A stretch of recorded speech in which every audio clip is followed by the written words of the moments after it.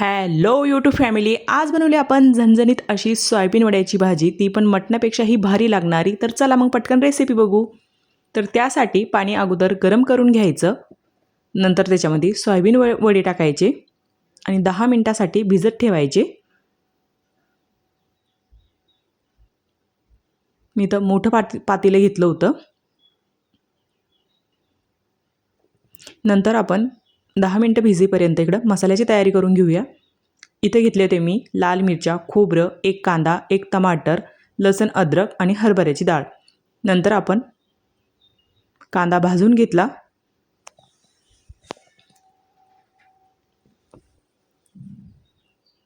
कांदा व्यवस्थित भाजून झाल्यानंतर कांदा काढून घेतला. नंतर खोबरं भाजून घेतलं. नंतर डाळ पण भाजून घेतली. नंतर टमाटर भाजून घेतलं आणि नंतर लाल मिरच्या भाजून घेतल्या आणि लसूण अद्रक पण मी त्यातच टाकली. नंतर थोडी कोथिंबीर घ्यायची आणि मिक्सरला हे फिरून घ्यायचं. थोडं पाणी घालायचं.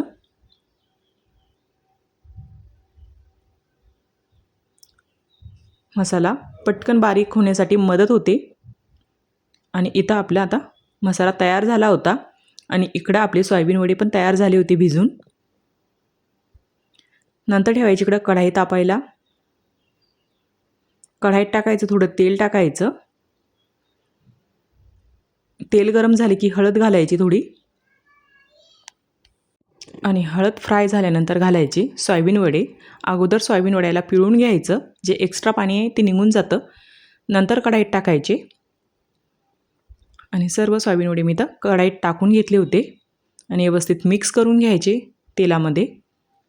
नंतर घालायचं चवीनुसार मीठ घालायचं. नंतर मीठ घालायची गरज पडणार नाही आपल्याला.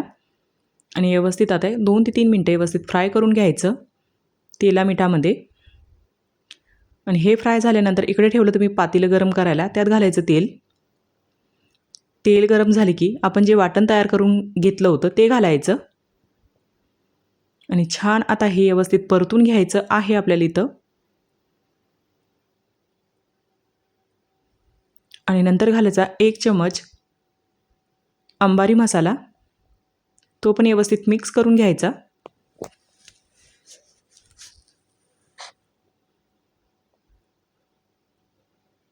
नंतर घालायची थोडी कोथिंबीर घालायची आणि छान आता तेल सुटेपर्यंत आपल्याला हा मसाला परतून घ्यायचा आहे. आणि आता आपल्या इथं मसाल्याला तेल सुटायला लागलं होतं. नंतर थोडं पाणी घालायचं आणि व्यवस्थित मिक्स करून घ्यायचं. आणि कलर बघू शकतात, आपल्या ग्रेव्हीला छान असा कलर आला होता.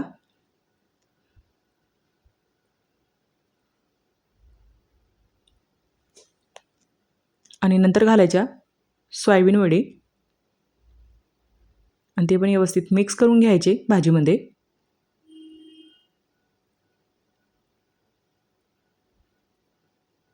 आणि हे सोयाबीन वडे मटणापेक्षाही भन्नाट अशी ही भाजी लागते. एकदा नक्कीच ट्राय करा.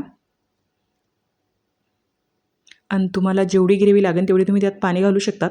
मी तर थोडं कोमट पाणी घातलं होतं.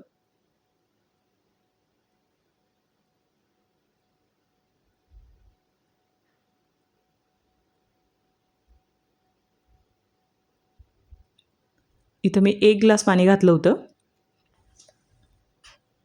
नंतर थोडी वरून परत कोथिंबीर घालायची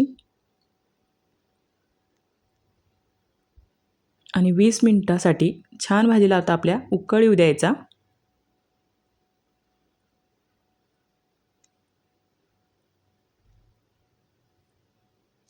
आणि भाजीला इथं आता उकळ यायला लागला होता. आणि तुम्ही तरी बघू शकतात भाजीवरची एकदम नॅचरल पद्धतीनं आपण इथं ही भाजी केलेली आहे. कोणता आपण तरी मसाला न वापरता. आणि छान असा हा आपल्या भाजीला इथं उकळ आला होता.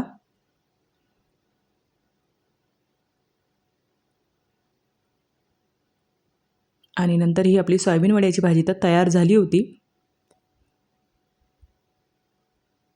आणि ही रेसिपी तुम्हाला कशी वाटली कमेंटमध्ये नक्कीच सांगा. थँक्यू.